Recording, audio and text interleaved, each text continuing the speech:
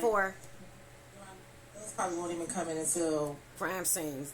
the next week or the week after next. They're not coming in at all. Well, if they are to come in, it would be in about 2 weeks from now. Okay, and it was so like, you said, or somebody said that the cabs, with regard to those, had already been. Can y'all be a little more specific about what those are going to be crime scene photos of, and why? Like what crime scenes and why?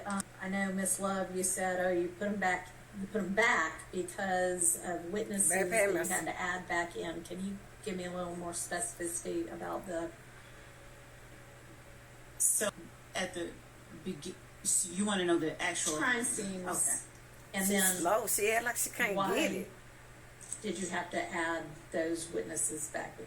Why was when counsel for Please. Was it because you were establishing who lived at places and they were gonna object unless you? She was trying to get Wooded them. Half was that they objected. She was trying to build a case and put them at the scene. Chain of custody, I remember. Right. Anything beyond that? Yes. So I'm pulling up the actual incident number. I mean, if you want to just give me an address. Like this judge is tired of But these photos, Your Honor, were not produced in discovery. I understand. I'm going to get to that. I'm just trying to get a little bit of basis for what we're even talking about. So it was 717 Cedar Avenue. I don't have the date on that in front of me. Well, one was 2014, one was 2015, one was 2019, as I understand it. Which was that? That was 2014. Okay. And that was based on an objection about the kniving hits. And then there was the 807 Prior and 193 Hendricks shooting,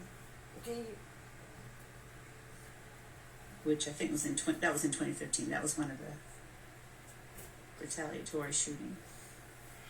And then there was the 2019 one regarding Milton Howard in Rayshawn Lucci Bennett's vehicle. Where? On the road. It was, the specific address was. This is something there was just testimony about last week. Yes, no? Oh yes, I'm sorry.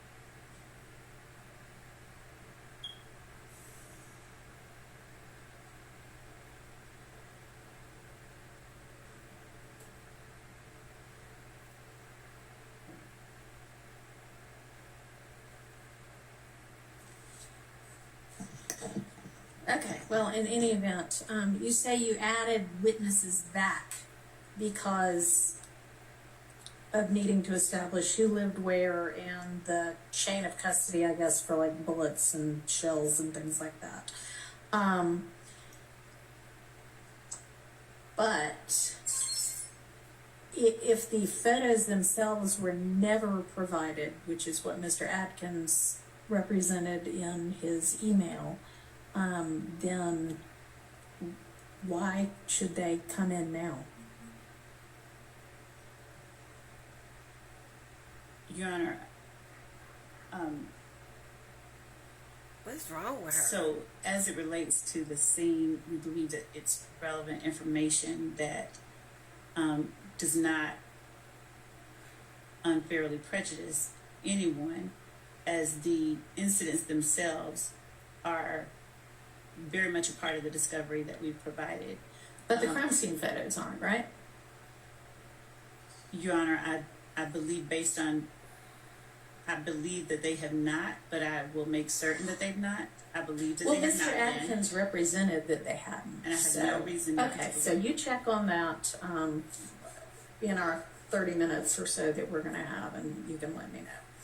All right, let's be back here at. Sprinkle had no more questions on direct by the state, so I will put in writing.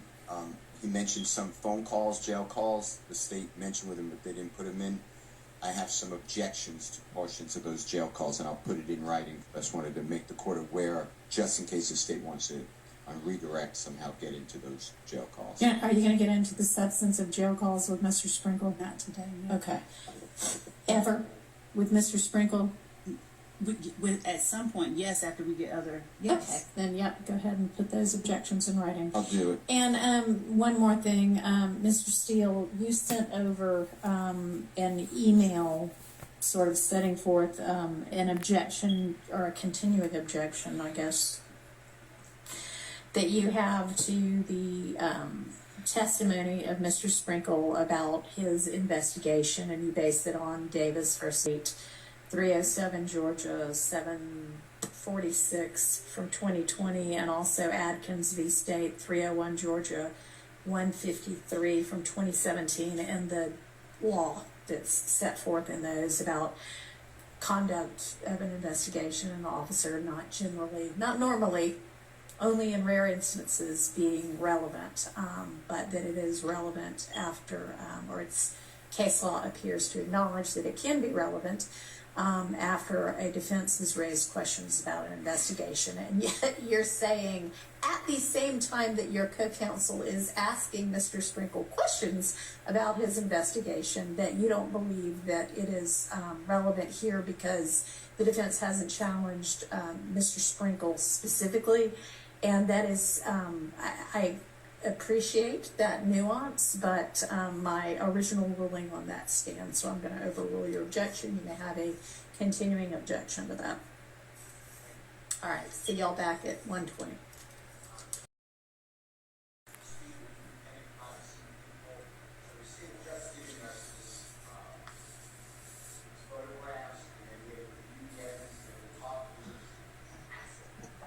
So if she lets me know that these were originally provided, that's one thing, but if they were not, then they're not going to be coming in.